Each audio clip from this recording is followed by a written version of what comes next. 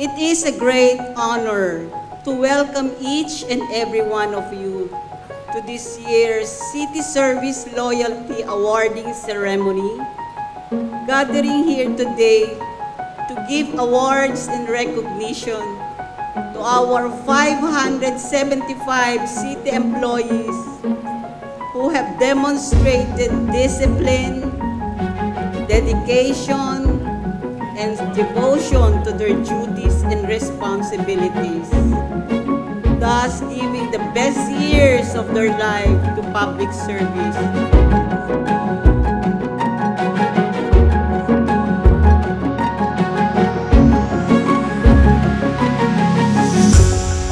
Masaya po kami dahil masasaksihan natin ngayon araw ang pagbibigay parangal sa mga taong nagbigay ng oras, panahon, kakayahan at kausayan sa kanilang mga iba't ibang departamento.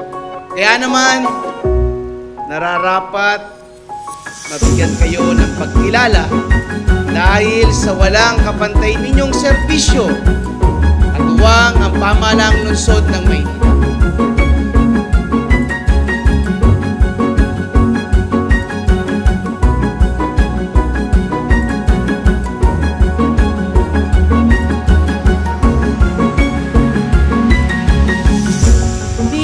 Service to others is what brings true happiness.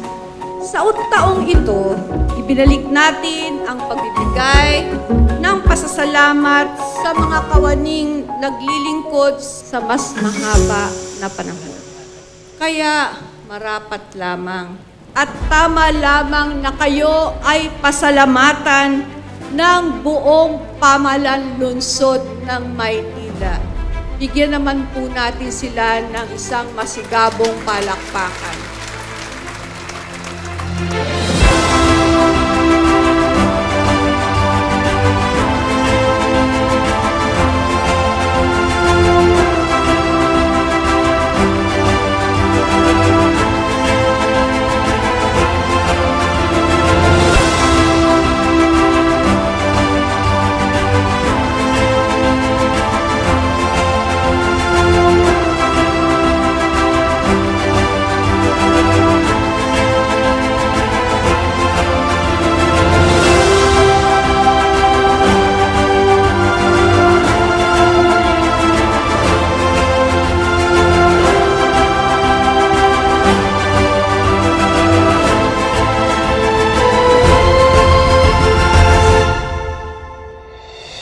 Ating pong lingguhang pagtataas ng watawat ay lagi po nating ipinapaalala sa inyo kung papaano maging isang tunay na lingkod bayan.